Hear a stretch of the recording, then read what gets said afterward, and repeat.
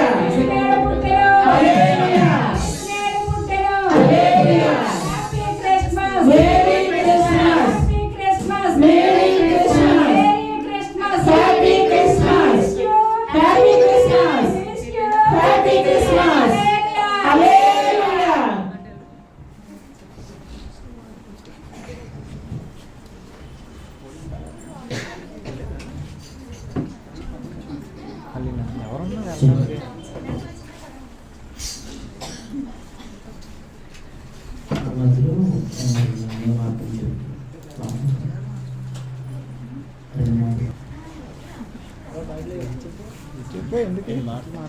Walking కాదని నాకు అదే వెయిట్ చెప్పి నాకే తీసుకెళ్ళి పొడిని తీసుకెళ్ళి ఖాళీ చేయండి.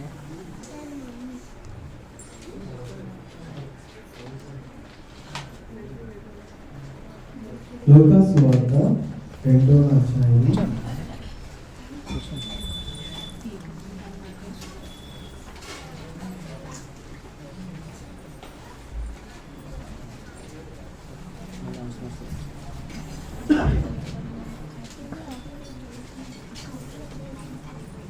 మొదటి నుంచి కొన్ని వచనాలు చదువుకుందాం. మైకున్నవారు లేదంటే ఈ ఇంటికి అల్లుడైన జోసెఫ్ గారు చదువుతారు.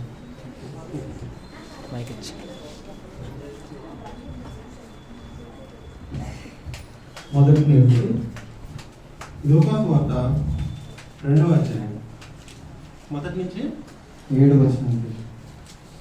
ఆ దినములో సర్వలోకమునకు ప్రజాసంఖ్య రాయవలనని కైసారు అవగస్తుల వలన ఆజ్ఞ అయ్యను. ఇది కురేనియు సిరియా దేశమునకు అధిపతి అయిన ఉన్నప్పుడు జరిగిన మొదటి ప్రజాసంఖ్య. అందరూ ఆ సంఖ్యలో రాయబడుటకు తమ తమ పట్టణములకు వెళ్ళిరి. యోసేపు దావీదు వంశములోను గోత్రములలోను పుట్టినవాడు కనుక తనకు భారీగా ప్రదానము చేయబడిన గర్భవతి అయి ఉండిన మరియతో కూడా ఆ సంఖ్యలో రాయబడుటకు గలిలయలోని నజరేతు నుండి యూదాలోనికి బెత్లెహేము అనబడిన దావీదు ఊరికి వెళ్ళెను. వారక్కడ ఉన్నప్పుడు ఆమె ప్రసవ దినములు నిండెను కనుక తన తొలిచూలు కుమారుని కని పొత్తుగుట్టలతో ప్రసంతంలో వారికి సొంతంలో లేనందున ఆయనను పశువుల తొట్టిలో పడుండబెట్టెను. ఆ దేశంలో కొందరు గొర్రెల కాపరులు పొలములో ఉండి రాత్రివేళ తమ మందను కాచుకొనుచుండగా ప్రభువు దూత వారి యొద్దకు వచ్చి నిలిచి ఉండెను. ప్రభువు మహిమ వారి చుట్టూ ప్రకాశించినందున వారు మిక్కిలి భయపడిరి. అయితే ఆ దూత భయపడకడి, ఇదిగో ప్రజలందరికీ కలగబోవు మహాసంతోషకరమైన సువర్తమానము నేను మీకు తెలియజేయుచున్నాను. దావీదు పట్టణమందు నేడు రక్షకుడు మీ కొరకు పుట్టి ఉన్నాడు. ఈయన ప్రభు అయిన క్రీస్తు.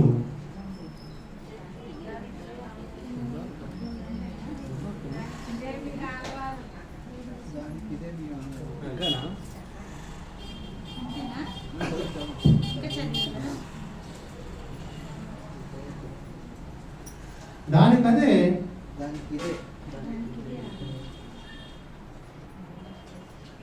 ఒక శిశువు పొత్తిగుట్టతో చుట్టబడి ఒక తొట్టిలో పడుకొని ఉండుట మీరు చూచెదరని వారితో చెప్పాను. వెంటనే పరలోక సైన్య సమూహము ఆ దూతతో కూడి నుండి సర్వోన్నతమైన స్థలములలో దేవునికి మహిమయు ఆయన ఇష్టమైన మనుషులకు భూమి మీద సమాధానము కలుగును కాక. ఇది దేవునికి స్తోత్రము చేయుచుండెను. మధ్యలో చిన్ని ఒక పాట పాడుతుంది. ఒక పాట పల్లవి చరణం.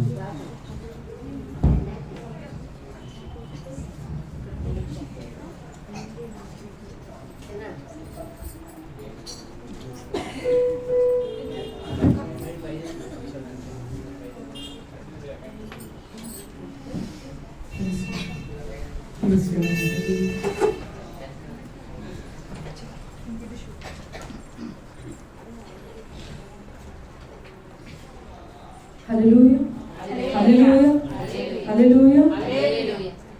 ఇది శుభోదయం, క్రీస్తు జన్మదినం. ఇది లోక కళ్యాణం, మేరీ పుణ్యదినం, మేరీ పుణ్యదినం. ఇది శుభోదయం, క్రీస్తు జన్మదినం. ఇది లోక కళ్యాణం, మేరీ పుణ్యదినం, మేరీ పుణ్యదినం. రాజుల మీరే రారాజు, వెలసెను పశువుల పాకలో. ఆకుల పాలిట రక్షకుడు, నవ్వెను నన్నెగా గిరిలో. రాజుల మీరే రారాజు, వెలసెను పశువుల పాకలో. ఆకుల పాలిట రక్షకుడు, నవ్వెను నన్నెగా గిరిలో. భయము లేదు మనకిలలో, జయము జయము జయమలో. భయము లేదు మనకిలలో, జయము జయము జయమలో. ఇది శుభోదయం, క్రీస్తు జన్మదినం. ఇది లోక కళ్యాణం, మేరీ పుణ్యదినం, మేరీ పుణ్యదినం. పుల్లెలు ఆనాడు, ప్రణమిల్లిరి భయభక్తితో. పిల్లలు పెద్దలు ఈనాడు, పూజించిరి ప్రేమ దీక్షతో. పుల్లెలు జ్ఞానులు ఆనాడు, ప్రణమిల్లిరి భయభక్తితో. పిల్లలు పెద్దలు ఈనాడు, పూజించిరి ప్రేమ దీక్షతో. జయనాదమే భూమిలో, ప్రతిధ్వనించెను ఆదివిలో. జయనాదమే భూమిలో, ప్రతిధ్వనించెను ఆదివిలో. ఇది శుభోదయం, క్రీస్తు జన్మదినం. ఇది లోక కళ్యాణం, మేరీ పుణ్యదినం, మేరీ పుణ్యదినం, మేరీ పుణ్యదినం, మేరీ పుణ్యదినం. హల్లెలూయా.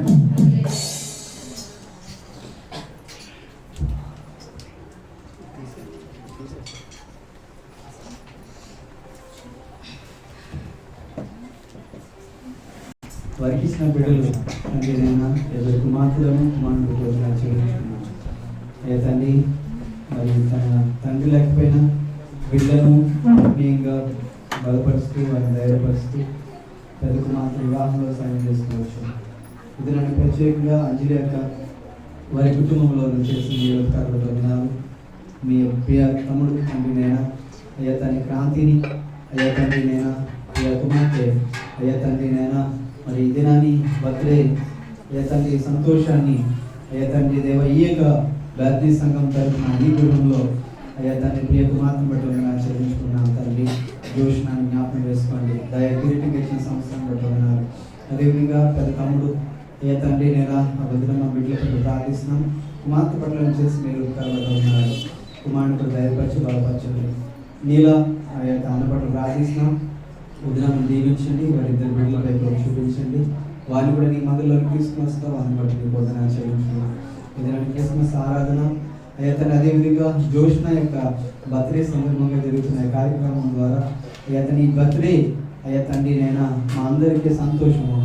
యేసుక్రీస్తు వారు నీవు ఈ లోకానికి వచ్చినప్పుడు ఈ లోకానికి సంతోషం ఇచ్చిన ఈ వాక్యాన్ని బట్టి నేనైనా చదవబడిన వాక్య భాగాన్ని చదివిన వాక్య భాగాన్ని బట్టి చెప్పబడిన మాటల ద్వారా నీవు దీవించి ఆశ్రయించినాను. యేసు పరిశుద్ధ నామములో వేడుకున్నాం తండ్రి.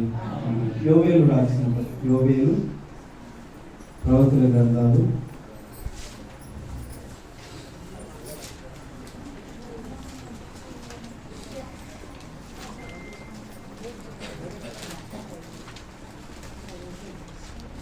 2వ అధ్యాయము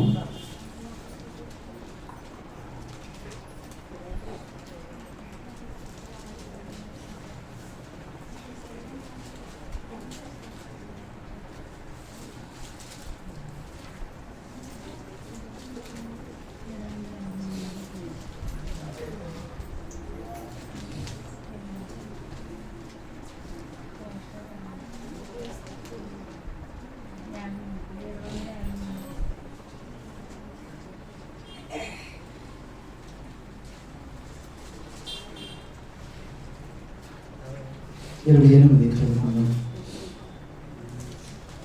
యోవేలు ప్రవచన గ్రంథము 2వ అధ్యాయము 28వ వచనం చదువుకుందాం. తరువాత నేను సర్వజనుల మీద నా ఆత్మను కుమ్మరింతును, నీ కుమారులను నీ కుమార్తెలను ప్రవచనములు చెప్పుదురు, నీ ముసలివారు కలలు కందురు, నీ యవ్వనులు దర్శనములు చూతురు. ఆ దినములలో నేను పనివారి మీదను పనికత్తెల మీదను నా ఆత్మను కుమ్మరింతును, మరియు ఆకాశమందును భూమి అందును మహత్ కార్యములను అనగా రక్తమును అగ్నిని ధూమ స్తంభములను కనపరచెదను. యెహోవా యొక్క భయంకరమైన ఆ మహాదినము రాకముందు సూర్యుడు తేజోహీనుడైను, చంద్రుడు రక్తవర్ణమగును. యెహోవా సెలవిచ్చినట్లు సియోను కొండ మీదను యెరూషలేములోను తప్పించుకొని వారందరూ శేషించిన వారిలో యెహోవా పిలుచువారు కనబడుదురు. ఆ దినమున యెహోవా నామమును బట్టి ఆయనకు ప్రార్థన చేయువారందరూ రక్షింపబడుదురు. దేవుడి మాటలు దీవించుగాక. అదేవిధంగా హెబ్రీయులకు రాసిన పత్రిక 9వ అధ్యాయము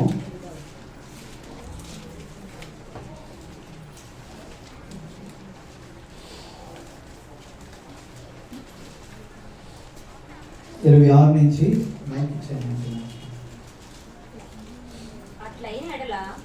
9:26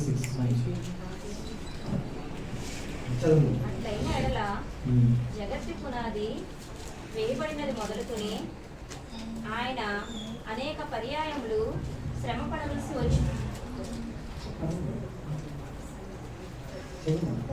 అట్లైన ఎడల జగత్తు పునాది వేయబడినది మొదలుకొని ఆయన అనేక పర్యాయములు శ్రమ పడవలసి వచ్చును. అయితే ఆయన యుగముల సమాప్తియందు తన్ను తానే బలిగా అర్పించుకునుట వలన పాప నివారణ చేయుటకై ఒక్కసారే ప్రత్యక్షపరచబడెను. మనుష్యులొక్కసారే మృతి పొందవలెనని నియమించబడెను. ఆ తరువాత తీర్పు జరుగును. అలాగుననే క్రీస్తు కూడా అనేకుల పాపములను భరించుటకు ఒక్కసారి అర్పింపబడి తన కొరకు కనిపెట్టుకుని చుండువారి రక్షణ నిమిత్తము పాపము లేకుండా రెండవసారి ప్రత్యక్షమగును. దేవుడి మాటలు దీవించుగాక. ఆమేన్. ఏక క్రిస్మస్ దినమందు యేసుక్రీస్తు వారు నిమిత్తమై మనము జ్ఞాపకం చేసుకుంటూ ఉంటాం. యేసుక్రీస్తు వారు ఈ భూలోకానికి మరి క్రీస్తు పూర్వం అంటే క్రీస్తు ఈ లోకానికి రాకమునుపు దాన్ని క్రీస్తు పూర్వం అంటారు. తర్వాత క్రీస్తు వచ్చిన తర్వాత క్రీస్తు శకం అంటారు కదండి. తెలుసా మీ అందరికి కూడా? క్రీస్తు పూర్వము, క్రీస్తు శకము. అంటే మనం ఏ శకంలో ఉన్నాము, ఏ ఇయర్ లో ఉన్నాము, we are in the year of Lord Jesus Christ. ఇదినాన్ని ఈ విషయము సర్వలోకానికి కూడా తెలుసు. మనము క్రీస్తు శకంలో ఉన్నామంటే క్రీస్తు మన పుట్టిన కాలం నుంచి మొదలుకొని మనం అందరూ కూడా క్రీస్తు యొక్క శకంలో చేర్చబడిన వారు ఉన్నాం. క్రీస్తు పూర్వం అంటే ఎవరునంటే యేసు క్రీస్తు వారు పుట్టక మునుపు పుట్టిన వారు అందరూ కూడా ఏ యొక్క సంఖ్యలో ఉన్నారంటే క్రీస్తు శకములో ఉన్నారు, క్రీస్తు పూర్వములో ఉన్నారు. అంటే క్రీస్తు పుట్టక ముందు నుంచి ఉన్న వారందరూ కూడా క్రీస్తు పూర్వము. అంటే ఈ యొక్క మోషే ఎవరు? క్రీస్తు శకమా, క్రీస్తు పూర్వమా? క్రీస్తు పూర్వంలో ఉన్నవాడు ఉన్నాడు. ఏలియా ఎవరు? మరి ఆ క్రీస్తు పూర్వం అంటే ఆయన మనము ఈ యొక్క ఏడి బీసీ అని పిలుస్తూ ఉంటారు. బిఫోర్ క్రైస్ట్ అంటే బీసీ అంటే బిఫోర్ క్రైస్ట్, ఏడి అంటే అనాయిడ్ డొనమీ అని మరి ఇంగ్లీష్లో చెప్తూ ఉంటారు.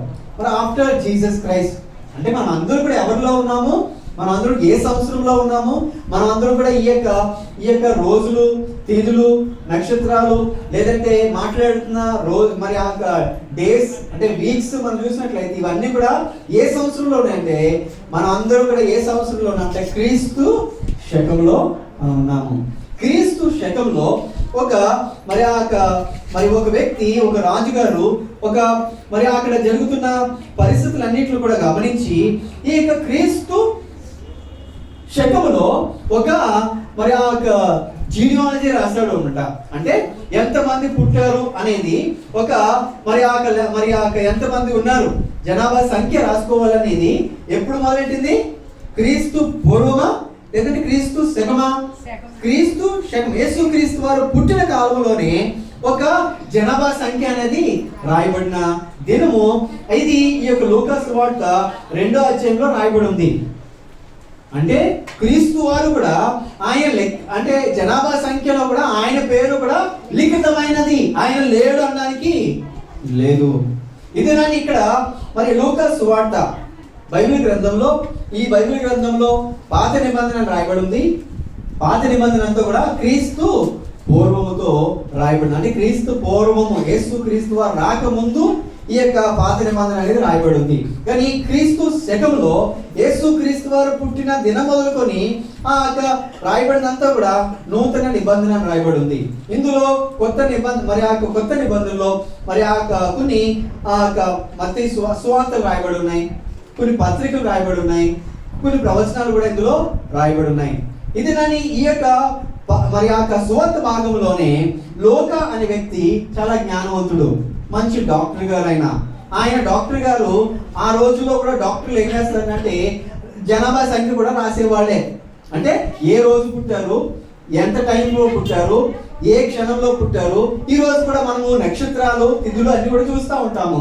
ఆ రోజుల్లో కూడా ఏ యొక్క నక్షత్రంలోను, ఏ యొక్క గోత్రంలోను, ఏ యొక్క పరిస్థితిలో పుట్టాడో అంతా కూడా యేసుక్రీస్తు వారు ఈ భూమి మీద పుట్టాడు అనే విషయము ఇక్కడ డాక్టర్ గారు అయిన లోకా కూడా ఆయన తెలుసుకొని ఈ యొక్క మరి జనాభా సంఖ్య రాస్తా ఉన్నాడు. జనాభా సంఖ్యలో మనం చూసినట్లయితే ఆ దినములలో సర్వలోకమునకు ప్రజా సంఖ్య, సర్వలోకము అంటే యేసుక్రీస్తు వారు పుట్టినప్పుడు ఈ యొక్క మనమైతే జనాభా సంఖ్య అనేది ఎంతమంది ఎవరు రాస్తారంటే మరి కొంత ప్రాంతమే మరి ఒక రాజు మరి ఒక ప్రధాని వచ్చాడంటే ఆ ప్రధాని అంతా కూడా ఆ దేశంలో ఉన్న ప్రధాని ఏం చేస్తాడంటే మరి ప్రధాని రాగానే ఎంతమంది ఉన్నారు అనేది ఒక సంఖ్య ఉంటుంది. మీరు కానీ ఒకవేళ ఏయు అంటే ఈ ఆంధ్ర యూనివర్సిటీ గేట్ అంటే మనం వెళ్తా ఉంటుంటే అంటే అవుట్ గేట్ అనుకుంటా, దాని గుండా మనం వెళ్తే అక్కడ పాపులేషన్ అని చెప్పేసి అక్కడ సంఖ్య రాయబడి ఉంటుంది. ఇన్ని కోట్ల ప్రజలు, ఇండియాలోని ఇన్ని కోట్ల ప్రజలు అని అందులో ఆ సంఖ్య ప్రతిరోజు కూడా మారుతూ ఉంటుంది అన్నమాట. ఈరోజు ఎంతమంది పుట్టారో అది కూడా రాయబడి ఉంటుంది. అంటే చనిపోయిన వారి గురించి అది మళ్ళీ వెనక్కి వెళ్ళదు, కానీ పుట్టిన ప్రతి ఒక్కరు కూడా భూమి మీద పుట్టిన ప్రతి ఒక్కరి యొక్క సంఖ్య ఏం చేయబడుతుంది, లిఖితమయ్యి అది రోల్ అవుతూ ఉంటుంది. ఇక్కడ మనం చూసినట్లయితే ఈ ప్రజా సంఖ్య అనేది ఒక దేశానికి సంబంధించింది కాదు. ఈ ప్రజా సంఖ్య అనేది ఒక చిన్న గ్రామానికి సంబంధించింది కాదు. మనం కూడా ఇంట్లో ఎంతమంది ఉన్నాము, మన ఇంట్లో ఎంతమంది ఉన్నారు, ఒక తల్లి, ఇద్దరు కుమార్తెలు, లేదంటే ఒక తల్లి ఇద్దరు కుమార్తెలు ఒక కొడుకు అని రాస్తూ ఉంటాం. మన ఇంట్లో ఎంతమంది ఉన్నారు మనకి ప్రజా సంఖ్య మనకు తెలుసు. అయితే మన యొక్క కుటుంబాల్లో మనం చూస్తూ ఉంటాం ఈ యొక్క మరి అమ్మగారు ఉన్నారు, అమ్మగారు యొక్క ఎంతమంది కుమార్తెలు, ఎంతమంది అన్నదమ్ములు ఉన్నారు, ఎంతమంది అక్క చెల్లు ఉన్నారు, ఇవి కూడా మనం చూస్తాం. మరి ఆ ఇంటి పేరు మనం చూసినట్లయితే ఇంటి పేరులో ఎంతమంది ఉన్నారు అనేది కూడా మనం లెక్క రాసుకుంటూ ఉంటాం. ఇది ఓన్లీ ఇంటి పేరుకి సంబంధించింది. ఒకవేళ మనం మరి కుటుంబం, మరి ఇక్కడ ఈ కుటుంబంలోనికి ఎవరు వచ్చారంటే మరి జోసెఫ్ గారు వచ్చారు. వారి యొక్క మరి ఇంటి పేరు మీద వాళ్ళు ఎంతమంది ఉన్నారు, వీళ్ళు ఎంతమంది ఉన్నారు, ఇల్లు పెళ్ళికి వచ్చేసరికి ఎంతమంది అయ్యారు, చాలా గొప్ప సమూహం అయ్యారు. వారందరూ లెక్క చూస్తూ ఉంటే 500 మంది అయ్యారా, 1000 మంది ఉన్నారా అనేది మనం లెక్క చూసుకుంటాం. కానీ ఇక్కడ మనం చూసినట్లయితే ఆ దేశంలో సర్వలోకమునకు ప్రజా సంఖ్య వ్రాయవలేదండి. కైసరు ఒక రాజు ఉన్నాడు. ఆ కైసర్ అనే రాజు ఏం చేస్తుంటే సర్వలోకమునకు, ఆ దేశంలో సర్వలోకమునకు ప్రజా సంఖ్య అనేది రాయబడింది. ఆ ప్రజా సంఖ్య లోకమంతా కూడా ఉన్న ప్రజలందరూ కూడా ప్రజలు వారి వారి సొంత ఇంటికి వెళ్ళి, సొంత గ్రామాలకు వెళ్ళి మీ యొక్క ఏం చేయాలి, మీ పేరుని, మీ యొక్క పిల్లల యొక్క పేర్లను, మీ తల్లిదండ్రుల యొక్క పేర్లను అందులో లిఖితం చేయాలి. ఆ లిఖితంలో ఎవరున్నా అంటే యేసుక్రీస్తు వారు ఉన్నారు. ఇక్కడ మనం చూసినట్లయితే ఆ దేశంలో సర్వలోకమునకు ప్రజా సంఖ్య వ్రాయవలెనని కైసరు ఐగుస్తు వలన ఆజ్ఞాయను. ఒక రాజు ఉన్నాడు. ఆ రాజు ఈ యొక్క లోకానికి పెద్ద రాజు ఉన్నాడు, ప్రపంచాన్ని ఏలుతున్నాడు. ఆ రాజు ఏం చేస్తున్నాడంటే యేసుక్రీస్తు వారు పుట్టిన కాలంలో ఒక ప్రజా సంఖ్య అనేది ఈ యొక్క ప్రపంచమంతా కూడా లెక్కితం అవ్వాలనేది ఆలోచించాడు. ఆయనకి ఏమో ఆలోచించిందో తెలియదు కానీ మరి రెండో చదువుదాం. అది కురేనియా సిరియా దేశమునకు అధిపతి అయి ఉన్నప్పుడు జరిగిన మొదటి ప్రజా సంఖ్య. యేసు క్రీస్తు వారు పుట్టినప్పుడు ఒక ప్రజా సంఖ్య అనేది రాయబడి ఉంది. అది మొదటి ప్రజా సంఖ్య. ఆ సంఖ్య పేరు ఏంటంటే, ఆ సంఖ్య ఎప్పుడు ప్రారంభమైతే మరి BC అంటే బిఫోర్ క్రైస్ట్ కాదు, అది AD యేసు క్రీస్తు వారి యొక్క సంఖ్య, యేసు క్రీస్తు వారి యొక్క జనన యొక్క సంఖ్యతో రాయబడి ఉంది. ఇది మనం అందరూ కూడా యేసు క్రీస్తు వారి యొక్క సంఖ్యలో రాయబడిన వారంగా ఉన్నాం. మనమందరూ కూడా ఆ యొక్క BC ADలో మనం ADలో ఉన్నాం. ఆఫ్టర్ డెత్ అని చాలా మంది చెప్తా ఉంటారు. యేసుక్రీస్తు వారు చనిపోయిన తర్వాత ఈ యొక్క సంఖ్య అనేది రాస్తూ వస్తున్నారు. ఇది రాని ఆ యొక్క యేసుక్రీస్తు లేడని మనం ఎలా చెప్పగలం? యేసుక్రీస్తు వారు పుట్టలేదు అని ఎలా చెప్పగలం? ఆయన ప్రజా సంఖ్యలో ఉన్నాడు. చాలా మంది అంటారు నువ్వెవరు, నువ్వు ఏంటి అని అంటే, మన తండ్రి పేరుతో మనము వస్తాం. మనకి తల్లి పేరుతో మరి పిలువబడడం, కానీ మన తండ్రి పేరుతో మనము పిలువబడతా ఉంటాం. ఈయన యేసుక్రీస్తు వారు కూడా ఆ యొక్క కాలంలో ఆ యొక్క ప్రదానం చేయబడిన ఆ యొక్క యోసేపు, అదే విధంగా ఆ యొక్క మరియా ఇద్దరు కూడా వారు ప్రదానం చేయబడిన తర్వాత వారు కూడా ప్రజా సంఖ్య రాసుకోవడానికి ఎక్కడ వెళ్ళారు? బెత్లెహేమునకు వెళ్ళారు. నజరేతునకు నుంచి ఆయన బెత్లెహేమునకు ప్రయాణం అయిపోయారు. ఎదురని యేసుక్రీస్తు వారు లేరు అనడానికి లేదు. మనమందరం కూడా యేసుక్రీస్తు యొక్క కాలంలో మనం ఉన్నాము కనుక ఈ యొక్క వాక్య భాగం ఏమని చెప్తుందంటే, ప్రజా సంఖ్య రాయబడి ఉంది. ఆ యొక్క సర్వలోకమునకు ప్రజా సంఖ్యలో యేసుక్రీస్తు వారి యొక్క పేరు కూడా లిఖితమైనది. ఆ యేసు ఎవరో తెలుసా? ఆ యేసు కూడా మనలాంటి ఒక మానవుడే, మనలాంటి కళ్ళున్నవాడే, మనలాంటి చెవులున్నవాడే, మనలాంటి చేతులున్నవాడే. మనం ఎలా నడుస్తున్నాం ఆయన కూడా నడిచిన వాడే. ఆయన ఏమి కూడా ఒక ప్రత్యేకంగా ఈ లోకానికి నరవతారిగా రాలేదు, కానీ ఆయన నానవతారంగా రావడం యొక్క ప్రత్యేకత ఏంటంటే, ఒక మానవుడికి ఒక మార్గాన్ని చూపించడానికి యేసుక్రీస్తు వారి లోకానికి వచ్చాడు. ఆయన అంటున్నాడు, ఈ యొక్క యోహాను సువార్త మరి 6వ వచనంలో ఉంటది. ఆయన ఏమంటున్నాడంటే, నేను చాలా మందికి ఆయన ఏమిస్తాడు, ఆ యేసుక్రీస్తు వారు ఎవరు, ఆయన మనకి ఇచ్చేది ఏంటి, ఆయన చేసేది ఏంటి అని చాలా మంది ఆలోచిస్తారు. ఇది నాకు తిండి లేక ఈరోజు మనం ఉంటున్న మనకి ఆయనే అంటున్నాడు ఇక్కడ, మరి నేను జీవాహారాన్ని అంటున్నాడు ఆయన. అంటే ఆయన ఎవరు? మనం ప్రతిరోజు పూజిస్తున్న ఆహారం ఆయనే అని ఇక్కడ రాయబడి ఉంది. చదువుతారు ఎవరైనా? 6:35 జీసస్ అందుకు యేసు వారి కొట్లను జీవాహారము నేనే. ఇది నా యేసుక్రీస్తు ఎవరైతున్నానంటే జీవాహారమై ఉన్నాడు. ప్రతిరోజు మనం తింటున్నామా లేదా? కోవిడ్ టైంలో బయటకు వెళ్ళొద్దు, మరి మీరు ఏం తెచ్చుకోవాలన్నా 1 గంట బయటకు వెళ్ళి రావాలని అనుకున్నారు. కానీ అందరూ చక్కగా సమృద్ధిగా తిన్నామా లేదా? మనం తింటున్నాము అంటే ఎవరు యొక్క ఆధీనంలో మనం తింటున్నాం, ఎవరు ఆశీర్వాదాలతో మనం తింటున్నామంటే ఆయనే జీవాహారము. ఇదేనని ఏలియా ఒకరోజు ఆయన వాగ్దానం ఇచ్చాడు. ఆ దేశం అంతా కూడా కరువు రావాలి అని ప్రార్థన చేశాడు. ఆ కరువు వచ్చింది. ఆయనకి కూడా ఆకలితో అలవడిస్తున్నప్పుడు కాకులు వచ్చి ఆయనకి ఆహారాన్ని ఇచ్చారు. ఇదేనని మనం తింటున్నాము అంటే మనం ప్రతిరోజు బ్రతకాలంటే తినాలి కదా. తింటున్నాము అంటే ఆ తినడానికి మరి ఆ శక్తి ఎవరిస్తున్నారు, బలాన్ని ఎవరిస్తున్నారు, ఆహారాన్ని ఎవరిస్తున్నారంటే సమృద్ధిగా ఇచ్చేవాడు దేవుడే. ఆయన అంటున్నాడు నేనే జీవాహారాన్ని. ఇంకా ఇదే యోహాను సువార్తలో మనం చూసినట్లయితే నేను అని చెప్తున్నాడు. యేసుక్రీస్తు వారు అన్నాడు నేను ఐ యామ్ అని అంటున్నాడు. నేనే ఆ జీవాహారాన్ని అని యేసుక్రీస్తు వారు చెప్తున్నారు. ఇదేనండి ఆయన. ఇంకా మనం మరి ముందుకు వెళ్ళినట్లయితే ఆయన ఇదే ఆ యోహాను సువార్తలో నేను తలుపుని అని అంటున్నాడు, నేను ద్వారమును అని అంటున్నాడు. అంటే మనం మన ఏ ద్వారం గుండా వెళ్ళాలో ఆయన చెప్తున్నాడు నేనే ద్వారాన్ని. నా ద్వారా వెళ్ళిన ప్రతి ఒక్కడు కూడా నాశనం అవ్వడు, ఆ నిత్య జీవానికి వెళ్తాడు. ఇదే ఆ వచనంలో మనం చూసినట్లయితే మరి ఆ 17లో మనం చూసినట్లయితే ఆయన ఏమన్నాడంటే నేను ఆ ద్రాక్షవల్లిని అని అంటున్నాడు, తీగలు మీరు అని అంటున్నాడు. ఇతను యేసుక్రీస్తు వారు ఏమై ఉన్నారంటే ఆయన ద్రాక్షవల్లి, ఆయన తీగలమై ఉన్న మనము అని ఇక్కడ రాయబడి ఉంది. ఇంకా మనం ఇదే ఆ 11లోను 10లో మరి 10లో 11లో మనం చూసినట్లయితే ఆయన చాలా సార్లుగా మనం ఆయన నేను అన్నమాట ఇక్కడ రాయబడి ఉంది. ఆయన లోకమునకు మరి ఈ యొక్క మరి 9:5 మనం చూసినట్లయితే లోకమునకు వెలుగై ఉన్నాను అని చెప్తున్నాడు. ఇది అంతా కూడా ఈ లోకమంతా కూడా మరి చీకటితో పాపముతో ఉన్నప్పుడు యేసుక్రీస్తు వారు ఏమంటారంటే నేను వెలుగుని అంటున్నాడు. ఇదే మరి యోహాను సువార్తలో 7 రకాల ఐ యామ్ నేను అన్నమాట 7గా ఇక్కడ రాయబడి ఉన్నాయి. ఇక్కడ మనం ఎన్ని తెలుసుకున్నామంటే ఒకటి తెలుసుకుంది ఏంటంటే మరి నేను జీవాహారాన్ని. ఇంకో వచ్చిన మనం చదువుకున్నది ఏంటంటే మరి నేను తలుపును అని అంటున్నాడు, నేను ద్వారాన్ని అంటున్నాడు. ఇంకోటి మనం చదువుకున్న ఈ యొక్క భాగం ఏంటంటే నేను వెలుగును అంటున్నాడు. ఇంకా మనం చూసినట్లయితే నేనే జీవము, నేనే మార్గము సత్యము జీవమును అంటున్నాడు. ఇంకో మాట యోహాను మరి సువార్తలో మన లాజరు చనిపోయినప్పుడు కూడా ఆయన ఏమంటున్నాడంటే నేను పునరుద్ధానాన్ని అంటున్నాడు. నేను ఎవరిని? పునరుద్ధానాన్ని, జీవాన్ని నేనే అంటున్నాడు. ఇంకా మనం చూసినట్లయితే ఇందులో చాలా నేను అంటే యేసుక్రీస్తు వారు ఎవరై ఉన్నారు? మనకి ఆహారమైన వాడుకున్నాడు, వెలుగైన వాడుకున్నాడు. ఆయన మరి నిత్య జీవం, ఆయన వెలుగులే కాదు కానీ ఆయన మరి మనం మరణించిన తర్వాత తిరిగి ఆయన రిజరెక్షన్, ఆయన పునరుద్ధానము, జీవము ఆయనే అయి ఉన్నాడు. ఇది నన్ను యోహాను సువార్త 7 ఐ యామ్ అంటే నేనే.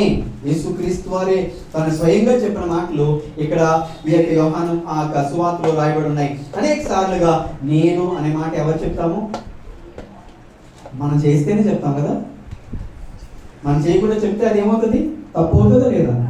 యేసుక్రీస్తు వారు ఏమన్నారు? నేను జీవాహారం అంటే మనకిచ్చే ఆహారం అవ్వది ఆయన నుంచి కలుగుతుంది. నేనే వెలుగునంటే మనకిచ్చే వెలుగు ఏదైతే ఉందో ఆ వెలుగు ఎవరిస్తున్నారు? దేవుడే వెలుగే ఉన్నాడు. మన హృదయమే నిరంతరం చెప్పాం కదా, ఆయన జీవమై ఉన్నాడు, ఆ జీవము మనుషులకు వెలుగై ఉన్నది అని ఆ వాక్య భాగం చదువుతూ వచ్చాము. ఇదేనని ఆయన వెలుగే ఉన్నాడు, ఆయన ద్వారమై ఉన్నాడు. మనం ఏ గుండా వెళ్ళాలో, ఏ ద్వారం గుండా వెళ్ళాలో ఆయన చెప్తూ వస్తున్నాడు. నేనే మార్గము సత్యము జీవమై ఉన్నాడు. ఆయనే మార్గము సత్యము జీవము, ఆయన తప్ప మరొక మార్గం లేదు. ఇంకా మనము ఆ యోవేలు గ్రంథంలో రాయబడిన వాక్య భాగం మనం చూసినట్లయితే అది ఎక్కడ రాయబడి ఉంది, ఎప్పుడు రాయబడి ఉంది? అది BCలో రాయబడింది, అంటే బిఫోర్ క్రైస్ట్, అంటే యేసుక్రీస్తు వారు పెట్టక మునుపు రాయబడిన ఈ యొక్క యోవేలు గ్రంథంలో ఆయన అక్కడ ప్రవచనం ఎత్తి ఒక మాట మాట్లాడుతున్నాడు. ఏం మాట్లాడుతున్నాడంటే ఏమని మాట్లాడుతున్నాడు? ఇందాక మనం చదువుతూ వచ్చాం. ఏంటది? తర్వాత నేను సర్వజనుల మీద నా ఆత్మను కుమ్మరింతును, మీ కుమారులను మీ కుమార్తెలను ప్రవచనములు చెప్తురు, మీ ముసలివారు కలలు కందురు, మీ యవ్వనులు దర్శనములు చూతురు. ఆ దినములలో పనివారి మీదను పనికత్తెల మీదను నా ఆత్మను కుమ్మరించును. మరియు ఆకాశమందును మరియు ఆకాశమందును భూమి అందును భూమి అందును మహత్కార్యములను మహత్కార్యములను అనగా అనగా రక్తమును అగ్నిని ధూమ స్తంభములను ఆ, కనపరచెదను. యెహోవా వాక్కు యెహోవా యొక్క భయంకరమైన ఆ మహాదినము రాకముందు సూర్యుడు తేజోహీనుడైను, చంద్రుడు రక్తవర్ణమగును. యెహోవా సెలవిచ్చినట్లు సియోను కొండ మీదను యెరూషలేములోను తప్పించుకుని వారందరూ శేషించిన వారిలో యెహోవా పిలుచువారు కనబడుదురు. ఆ దినమున యెహోవా నామమును బట్టి ఆయనకు ప్రార్థన చేయవారందరూ ఇది నా నీ మహా ఉగ్రత ఈ భూమి మీదకి రాబోతుంది. మహా ఉగ్రత ఈ భూమి మీదకి రాబోతుంది. ఇది నన్ను లాస్ట్ వచనం మనం చూసినట్లయితే యెహోవా నామమును బట్టి ఆయనకు ప్రార్థన చేయు వారందరూ రక్షింపబడుతారు. నేను ఏ విధంగా రక్షింపబడతావు అంటే యేసుక్రీస్తు ద్వారానే రక్షణ పొందుతాం. యేసుక్రీస్తు వల్లనే నీకు రక్షణ కలుగుతుంది. అదే మరి ఆ మత్తయి సువార్త 1వ అధ్యాయంలో మనం చదువుతూ వచ్చాము. ఆయన మరి క్రీస్తు ఆయన మరి మనం చదువుతూ వచ్చాము. మొదటి వచనము 21.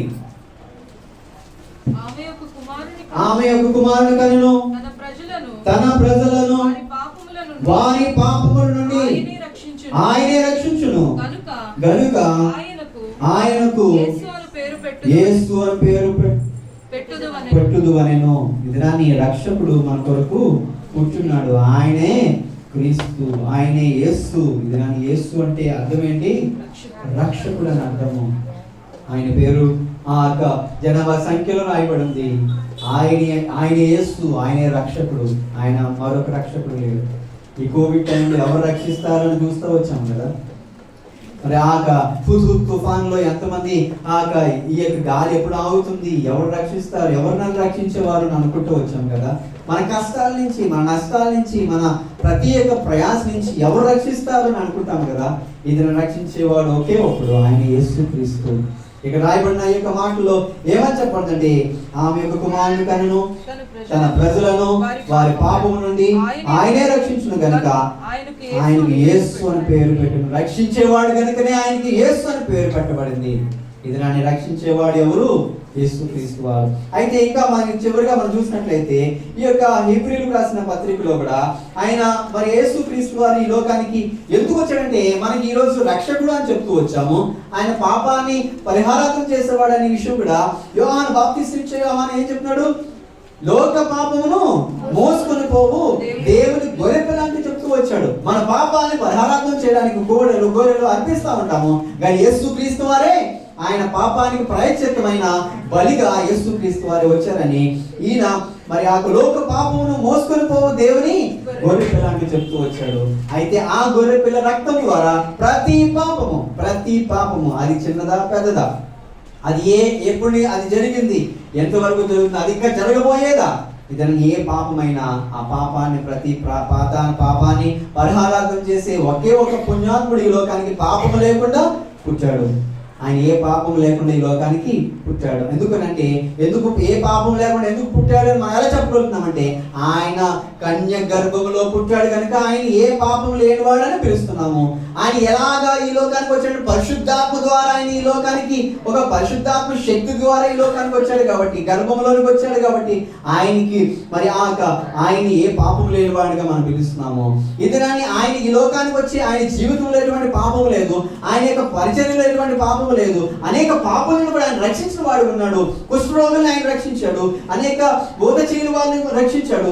ఈవెన్ చనిపోయిన ప్రతి ఒక్కరిని కూడా ఆయన రక్షించిన వాడు. లాజరును, ఆ చనిపోయిన లాజరును 4వ రోజు వెళ్ళి సమాధి దగ్గరికి వెళ్ళి లాజరు అని పిలవగానే ఆయన మరి మరి కట్టిన మరి పేద వస్త్రాలు విడిపించుకొని ఆయన లాజరు బయటకు వచ్చాడు. ఇతని కేక వేయగానే ప్రతి ఒక్కరు కూడా ఈ భూమి మీదకి మరణించిన ప్రతి ఒక్కరు కూడా యేసు క్రీస్తు వారు కేక వేయగానే ప్రతి ఒక్కరు వారి పేద వస్త్రాలు అవ్వచ్చు, లేదంటే భూమిలో కప్పెట్టవడం అవ్వచ్చు, లేదంటే కాచబడి అనేక మరి నదుల్లో మరి బూడిద వేసి మరి అది భూమి మరి నీటి మీద వదిలిపెట్టిన అవ్వచ్చు, లేదా డిస్మంటల్ అవ్వచ్చు. యేసు క్రీస్తు వారు పిలవగానే ప్రతిదీ కూడా అది శరీరం కలుస్తుంది. అందుకనే అదే మనకి సూచనగా చేయడానికి అది మరి హెచ్కేలు గ్రంథంలో కూడా రాయబడి ఉంది. మరి నరుడా ఈ మరి ఎముకలు తిరిగి బ్రతకగలవా అన్నప్పుడు అయ్యా నాకేమీ తెలియదు అని ప్రవచన వ్యక్తిన ఆయన ప్రవక్త చెప్తూ ఉంటుంటే నీవు పలుకు ఈ మరి ఎండిపోయిన ఎముకలారా మీరు తిరిగి మీరు కలవండి అన్నప్పుడు ఆయన మాట చెప్పగానే ఎండు ఎముకలు కలకలకలకలకలాడుతూ అవన్నీ కూడా ఏమైపోయి ఒక శక్తిగా అయ్యాయి. మళ్ళీ తిరిగి దీని మీద శరీరము పూయబడాలి అని అన్నప్పుడు అవన్నీ కూడా తిరిగి పూయబడ్డాయి. అవన్నీ ఇందులో జీవం కావాలని అన్నప్పుడు జీవాన్ని దేవుడు ప్రకటించగానే అక్కడ హెచ్కేలు ప్రవచనం చూడగానే ఆయన ఎండిపోయిన ఎముకలను చూస్తూ వచ్చాడు. కొంత క్షమానికి ఏమైపోయారు, పెద్ద సమూహం అయిపోయారు. ఇది నా యేసు క్రీస్తు వచ్చినప్పుడు ప్రతి ఒక్క నేత్రాలు ఆయన్ని చూస్తాయి. అదే మన దినమంతా చదువుకుంటూ వచ్చాము. ప్రకటన గ్రంథం 1వ అధ్యాయము 7వ వచనంలో రాయబడి ఉంది, ప్రతి నేత్రములు. ఇది నువ్వు అనుకుంటున్నావు యేసు క్రీస్తుని చూడలేమేమో, యేసు క్రీస్తు వారు వింటున్నావే కానీ యేసు క్రీస్తు వారు మళ్ళీ ఆయన యొక్క పేరు అయిపోయింది, ఆయన యొక్క పని అయిపోయింది, ఆయన చనిపోయాడు, ఆయన వెళ్ళిపోయాడు, ఆయన మళ్ళీ తిరిగి వస్తాడో లేదో తెలియదు అని అనుకుంటున్నావేమో. కానీ ప్రతి నేత్రములు ఇక్కడ మనం చూసినట్లయితే 7 మనం చూసినట్లయితే ఇదిగో ఆయన మేఘారూఢుడై వచ్చుచున్నాడు. ప్రతి నేత్రము. ఎంతమంది కళ్ళు ఉన్నాయి ఇక్కడ? ఈ వాక్యం వెంట ప్రతి ఒక్కరు కూడా కళ్ళు ఉన్నాయి. ప్రతి నేత్రాలు ఎవరు చూస్తాయో తెలుసా? యేసు క్రీస్తు వారి భూమి మీదకి రావడం చూస్తాయి. ప్రతి నేత్రాలు నువ్వు చూడకపోవచ్చు, నీ శరీరం చూడకపోవచ్చు, నీ చేతులు ఆయన్ని ముట్టుకోలేకపోవచ్చు, నీ కాళ్ళు ఆయన్ని స్పర్శించలేకపోవచ్చు, కానీ నీ కళ్ళు ఒక రోజు రాబోతుంది, ఆయన నువ్వు చూస్తావు. చూసినప్పుడు రక్షణ పొందినట్లయితే ఇది వెళ్తావు, ఆయనతో పాటు వెతపడతావు. నువ్వు ఆయన తెలుసుకోలేకపోతే అదే భాగం ఆ భాగం కూడా ఇక్కడ రాయబడి ఉంది, చదవండి. ప్రతి నేత్రములు ఆయన చూచును, ఆయన పొడిచిన వారు కూడా చూచెదరు, భూజనులందరూ ఆయన చూచి అయ్య బాబో. అక్కడ దినమందు కైలాసపురంలో చెప్పిన వాక్యం వినలేదు, ఇక కస్తూర్ నగర్ లో చెప్పిన వాక్యం వినలేదు, ఇక శాంతి నగర్ లో చెప్పిన యేసు క్రీస్తు గురించి మేము వినలేకపోయామని వాళ్ళు ఏం చేస్తున్నారు, రొమ్ములు కొట్టుకుంటున్నారు. అయ్యో మేము వినలేదు, మేము ఎక్కడికి వచ్చేసాము, నరకంలోనికి వచ్చాము. ఇక్కడ అదే మాట మనం చదువుతాం మరొకసారి. ఇదిగో ఆయన మేఘారూఢుడై వచ్చుచున్నాడు, ప్రతి నేత్రము ఆయనను చూచును, ఆయనను పొడిచిన వారు చూచును, భూజనులందరూ ఆయన చూచి రొమ్ము కొట్టుకొందురు. అవును ఆమేన్. ఈరోజు ఆమేన్ అన్నామంటే కొట్టుకునే రోజు రాబోతుంది. ఇది యేసుక్రీస్తు వారి మొదటి రాకడలో ఆయన ఎందుకు వచ్చాడు? మొదటి రాకడలో అంటే ఈ మరి ఏడి అని చెప్పాం కదా, ఆఫ్టర్ డెత్ అంటారు చాలా మంది. యేసుక్రీస్తు మరి దినంలో మనం ఉన్నామని చెప్తూ వచ్చాం కదా. ఇది అయిన తర్వాత యేసుక్రీస్తు వారు మొదటిగా ఎందుకు వచ్చాడంటే పాపాన్ని మోయడానికి వచ్చాడు. ప్రతి పాపాన్ని, ప్రతి శాపాన్ని ఆయన మీద వేసుకొని కల్వరిలోని కొరకు మరణించడానికి వచ్చాడు. కానీ రెండోసారి ఎందుకు వస్తున్నాడు తెలుసా? ఇక్కడ రాయబడి ఉంది, చదవండి. 7:28 చదువుతాం. హీబ్రూలు రాసిన పత్రిక 9:27-28. మనుషులు ఒకసారే మృతి పొందవలెనని మనుషులు ఒక్కసారి మృతి పొందవలెనని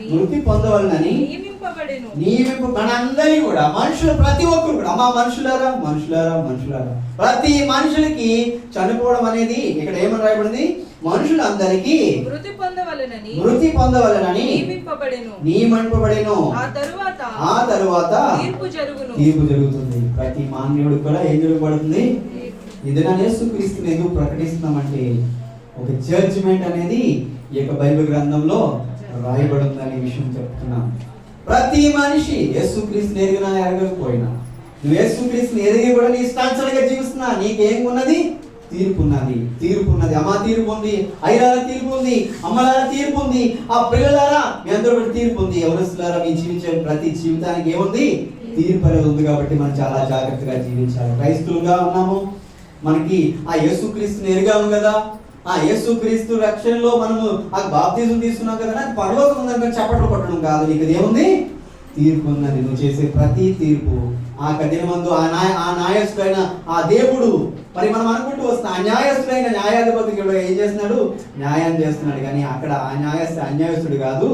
నువ్వు చేసిన ప్రతి దానికి తీర్పు ఉన్నది. నువ్వు చేసే ప్రతి దానికి కూడా తీర్పు ఉన్నది. ఇక్కడ చదువుదాం ముందుకి. అలాగుననే క్రీస్తు కూడా అనేకుల పాపములను భరించుటకు ఒక్కసారే అర్పింపబడి అక్కడ ఆగుదాం. యేసుక్రీస్తు వారి లోకానికి ఫస్ట్ రాకడలో, మొదటి రాకడలో ఎందుకు వచ్చాడైనా? మన కొరకు పాపములన్నిటిని కూడా వేయడానికి ఒక్కసారే అర్పింపబడ్డాడు. తర్వాత తన కొరకు కనిపెట్టుకొని ఉండువారు రక్షణ నిమిత్తము పాపము లేకుండా రెండవసారి యేసుక్రీస్తు వారు మొత్తిగా ఆయన మన పుణ్యాత్ముడుగా వచ్చిన యేసుక్రీస్తు మనం ఏం చేస్తాము? ఆయన మీద పాపం వేసి ఆయన మరణించిన యేసుక్రీస్తు మళ్ళీ మూడో తెరమందు తిరిగి లేచి పునరుద్ధరణుడై ఆయన పరలోకానికి వెళ్ళాడు. ఆయన పాపము లేకుండా మళ్ళీ తిరిగి భూమి మీదకి వస్తున్నాడు. ఇక్కడ చదువుతాము. ఆ పాపం లేకుండా భూమి మీదకి వచ్చి రెండోసారి ఆయన ప్రత్యక్షం లేకుండా వస్తున్నాడంట. ఆయన యందు మరి ఆయన యందు విశ్వసించిన ప్రతి ఒక్కరు కూడా ఆయన యందు మరి ఇది కానీ యేసుక్రీస్తుని ఇక్కడ ఇంగ్లీష్ లో ఏమని రాయబడిందంటే, so Christ have been offered once to bear the sins of many. ఆయన మరి మన పాపాలు, ప్రతి పాపాలు, సిన్స్ ఆఫ్ మెనీ అని రాశాడు. అందరి పాపాలు మోయడానికి ఆయన వచ్చాడనంట. అక్కడ తర్వాత will appear a second time not to deal with sin. ఆయన పాపాలతో మళ్ళీ ఆయన శాపముతో నీ యొక్క రోగముతో ఆయన డీల్ చేయడానికి రావట్లేదు. కానీ ఇక్కడ ఏమని రాయిందంటే to save those who are eagerly waiting for him. ఆయన ఎవరికి ఎవరైతే వెయిట్ చేస్తున్నారో ఆయన కోసం వస్తాడంట. మనం అందరూ కూడా వెయిట్ చేస్తున్నామా ఆయన కోసము? వచ్చే యేసుక్రీస్తు కోసం వెయిట్ చేస్తున్నామా? ఆయన రెండో రాకడలో వచ్చినప్పుడు ఎవరైతే ఆయన కొరకు ఎదురు చూస్తారో ఆయన కోసం వస్తున్నాడంట. ఇదండి, ఎదురు చూసేవారు ఎలా ఉండాలి? సిద్ధపడి, సంఘముగా సిద్ధపడి, ఒక స్త్రీ తన పెళ్లి కొరకు సిద్ధపడినట్లుగా. మొదటి దినం ఒక పెళ్లికి వెళ్ళాము. మీ అందరికీ కూడా తెలుసు, అందరికీ జాన్ సుందర్ గారు బాగా తెలుసు, తాతయ్య గారు. ఆయన కుమార్తెకి పెళ్లికి వెళ్ళాం, మనవరాలు పెళ్లికి వెళ్తే మేము వెళ్ళింది ఏంటంటే, మేమే లేట్కి వెళ్ళాం. ఎన్ని గంటలకు వెళ్ళామంటే 12 గంటలకు వెళ్ళాం. 12 గంటలకు వెళ్తే పెళ్ళి అంతా కూడా అయిపోయింది అనుకున్నారు కదా, కానీ 1 గంటకు పెళ్లి స్టార్ట్ అయ్యింది. 1 గంట వరకు కూడా పెళ్లి కొడుకు పాపం పైన కూర్చున్న ఆ స్టేజ్ మీద కూర్చున్న పెళ్లి కొడుకుని ఏం చేశారంటే మళ్ళీ కిందకి దించేశారు. పాపం ఆయన రెడీ అయినాయి. మళ్ళీ తిరిగి పెళ్లి కుమార్తె 1 గంటకు వచ్చింది. 1 గంటకి ఏం జరుగుతాయి? అసలు అక్కడ భోజనాలు జరగాలి, కానీ అక్కడ ఏం జరిగింది? పెళ్లి ప్రారంభమైంది. ఇది నాని మనం కూడా పెళ్లి అనేది మనం అనుకుంటున్నాము యేసుక్రీస్తు వారు ఇంకా ఆయన అనుకుంటున్నాడు ఆయన రావడం ఇంకా లేట్ అనుకుంటున్నామేమో. ఆయన వచ్చేవాడే రానే వస్తాడు. ఇక 10 మంది కన్యకుల్లో 5 రెడీగా ఉన్నారు. వారి డ్యూటీలు అన్నింటి కూడా వెలిగించుకుంటా ఉన్నారు. ఒకవేళ నూనె అయిపోయినా కానీ నూనెని వాళ్ళు మరి బ్యాంక్ లో పెట్టుకుని ఉంచుకున్నారు. ఇది నా బ్యాంక్ బ్యాలెన్స్ నేను రక్షణలోనికి పరలోక రాజ్యానికి చేర్చదు. కానీ నీ యొక్క రక్షణను నువ్వు కాపాడుకుంటూ, నీకు ఇచ్చిన రక్షణను కాపాడుకుంటూ, నీకు ఇచ్చిన దేవుడిని కాపాడుకుంటూ, నీ హృదయంలో యేసుక్రీస్తును ఆయన యొక్క ఆలోచనల మీద నువ్వు నడవడానికి నీ యొక్క దేవుని యొక్క అనుమతిని నీ యొక్క జీవితాన్ని, నీ యొక్క శరీరాన్ని ఆయనకి అనుమతి ఇవ్వాలి. అంటే నీవు ఆయనకి అర్పింపబడాలి. నీ శరీరమే ఆయనకి. ఇంకా పౌలు భక్తుడు ఏమంటే నీ శరీరమే ఆయనకి ఏం చేయాలి? నీ యొక్క శరీరం ఆయనకి అర్పింపబడాలి. ఏ విధంగా అయితే మరి గోల్డ్ అగ్నిలోనికి ఎలాగైతే వెళ్తుందో మన శరీరాన్ని కూడా దేవునికి అర్పింపబడి మనం జీవించినట్లయితే, ఎవరైతే మనం సిద్ధపడి ఉంటామో దేవుని కొరకు, ఆయన కొరకు రెండో రాకుండా ఆయన రాబోతున్న దేవుడే ఉన్నాడు. ఇదనండి, యేసుక్రీస్తు వారిని ప్రకటించకపోతే మనకి శాపం. అందుకని పౌలు భక్తుడు అంటున్నాడు, నేను క్రీస్తును ప్రకటించకపోతే నాకు శ్రమ. ఇది నన్ను యేసుక్రీస్తు వారిని ఎరిగిన ప్రతి ఒక్కరు కూడా యేసుక్రీస్తు గురించి ఎందుకు ప్రకటిస్తున్నారంటే వారి మీద శ్రమ రాకుండా. ఆమేన్. వారి మీదకి శ్రమ రాకుండా క్రీస్తును బోధిస్తున్నాం. ఇదని యేసుక్రీస్తు వారు ఆ జనాభా సంఖ్యలో ఉన్న యేసుక్రీస్తు వారు, మరి కన్యా గర్భంలో పుట్టిన యేసుక్రీస్తు వారు ఆయన నీ హృదయంలోకి రావడానికి ఆయన ఎదురు చూస్తున్నాడు. నీవు హృదయాన్ని ఆయనకి తెరిచి నీ యొక్క హృదయాన్ని ఆయనకి ఇచ్చినట్లయితే నీ హృదయంలోనికి వస్తాడు. నీ హృదయంలోనికి వస్తాడు. నీ జీవితాన్ని మార్చేస్తాడు. ఒకసారి ఒక క్షణంలో మారిపోతుంది నీ జీవితం. ఒక్క క్షణంలోనే ఆయన మారిపోతుంది నీ జీవితం. అటువంటి మారిన జీవితం కావాలంటే యేసుక్రీస్తు దగ్గర రండి. యేసుక్రీస్తు వారి యొక్క బాలుడే కాదు, ఆయన రక్షకుడు. అదే రక్షణ నీకు ఇవ్వాలని ఆశపడుతున్నాడు. ప్రార్థన చేసుకొని దేవా నా హృదయంలోనికి రండి, నేను నీకు ఆహ్వానిస్తున్నాను. I'm giving an invitation for you lord in my heart. నా హృదయంలోనికి నేను ఆహ్వానిస్తున్నాను తండ్రి. యవనస్తులు ఈరోజు ఈ వాక్యం వింటున్న యవనస్తులు, ఈ వాక్యం వింటున్న చిన్న బిడ్డలారా, there is judgement for you. నీకు ఒక తీర్పు ఉన్నది. ఆ తీర్పులోకి వెళ్ళకుండా ఉండడానికి యేసుక్రీస్తు వారిని హృదయంలోని చేర్చుకో. యేసుక్రీస్తు వారి దేవా ఆయన కులం కాదు, ఆయన మతము కాదు, ఆయన ఒక మార్గమై ఉన్నాడు దేవుడు. ఇదేనండి, కులాన్ని వద్దండి, మతం వద్దండి, యేసుక్రీస్తు మార్గమే కావాలండి. ఆయన ఈ లోకంలో ఒక నరుడిగా జీవించాడు. ఒక నరుడిగా ఈరోజు ఒక చిరంజీవిగా జీవించాలని అనుకుంటా ఉంటాము. ఒక సినిమా యాక్టర్గా ఉండాలనుకుంటాము కదా. అలాంటి ఒక వ్యక్తి యేసుక్రీస్తు. ఇతనాన్ని నీవు ఆ బట్టలు వేసుకోవాలనుకుంటావు, ఆ స్టైల్ చేయాలనుకుంటావు కదా. ఆ స్టైల్ యేసుక్రీస్తు స్టైల్లోకి వచ్చినట్లయితే ఆ స్టైలే కానీ యేసుక్రీస్తు నీ హృదయంలోనికి వస్తాడు. ఏదైనా మనం అంటాము చిరకాలం ఉంటాడండి, నా చనిపోలేదండి, మా హృదయంలో గుడ్డులో ఉన్నాడండి. యేసుక్రీస్తు వారు చనిపోలేదు. ఆయన మన గుడ్డుల్లోనే ఉండడానికి మనకి స్థలము లేదంట. ఇక్కడ బైబిల్ గ్రంథంలో ఆయనకి స్థలము లేదు, కానీ ఈ భూమి మీద ఆయనకి స్థలము లేదు, కానీ ఆయన మన హృదయంలోనికి ఆయన స్థలం ఉన్నదని మనము ఇచ్చినట్లయితే ఈ బైబిల్ గ్రంథంలో రాయబడిన మాట మాకు రాయబడి ఉంటుంది. ఏంటో తెలుసా? ప్రతి మనుషులోనికి కూడా యేసుక్రీస్తు వారికి ఒక స్థలం ఇవ్వబడింది అని రాయబడి ఉంటే అదే గొప్ప భాగ్యము, అదే పరలోకము. దేవుడు నీ పేర్లను ఆ పరలోకం రాజ్యంలో రాస్తాడు. ఆ పేరులోనే యేసుక్రీస్తు ఉంటాడు. దేవుడి మాటలు దీవించుగాక. యేసు వందనాలు స్తోత్రాలు చెల్లిస్తున్నాం. ఇంతవరకు అనేక విషయాలు మేము ధ్యానం చేసుకుంటూ వచ్చాం. ఆ రాజు గారు ఒక ప్రజా సంఖ్య రాయించాడు. ఆయన ఆ ప్రజా సంఖ్యలో యేసుక్రీస్తు దేవా నీవు కూడా లిఖితమైన దేవుడిగా ఉన్నావు అయ్యా తండ్రి. లిఖితమైన ఒక నరుడిగా ఉన్నావు. ఆ నరుడు ఎవడో కాదనైనా నువ్వు పరమాత్ముడు యేసుక్రీస్తు, పరమాత్ముడైన దేవుడు. ఆ పరలోకాన్ని విడిచిపెట్టి ఈ భూమి మీదకి వచ్చావు తండ్రి. ప్రతి నేత్రాలు ఆయన చూస్తాయని చెప్తున్నావు. నువ్వు మళ్ళీ తిరిగి ఆయన మరి రెండో రాకడలో నువ్వు మళ్ళీ తిరిగి బయటకు వెళ్ళావు. మళ్ళీ తిరిగి రెండో రాకడలో వచ్చే వాడిగా ఉన్నావు. నీ కొరకు ఎవరైతే ఎదురు చూస్తారో, నీ కొరకు ఎవరైతే ఎదురు చూస్తున్నారో వారి కొరకు ఒక నీతి కిరీటాన్ని నువ్వు ఎదురు చూస్తున్నావు. ఆ నీతి కిరీటాన్ని ఇవ్వడానికి నువ్వు అయ్యా ఆశపడుతున్నావు. అయినా అమ్మా ఇదిగో నీ నీతి కిరీటాన్ని, ఇదిగో అమ్మ నీ నీతి కిరీటం, ఇదిగో నువ్వు మంచిగా జీవించావు, నీ క్రియలు బాగున్నాయి, నీ యొక్క పనులు బాగున్నాయి, నీ యొక్క కార్యాలు బాగున్నాయి, నీ మాటలు బాగున్నాయి, నువ్వు మంచిగా జీవించావు, నీ మంచిగా ఆలోచించావు, నువ్వు మంచిగా నీ యొక్క ప్రవర్తన నీ కుటుంబంతో కూడా మంచిగా నడిపించుకుంటూ వచ్చావు. కాబట్టి నీకు నీతి కిరీటాన్ని దేవుడు దాచిపెట్టిన వాడు ఉన్నాడు.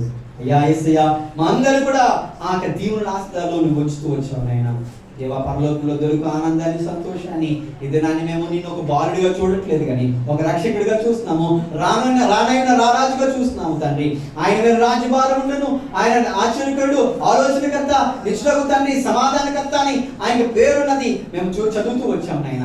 అటువంటి గొప్ప దేవ మా హృదయంలోనికి వచ్చి యేసయ్యా మా హృదయంలోనికి వచ్చినట్లయితే మా బ్రతుకు మారుతుంది. మా కులము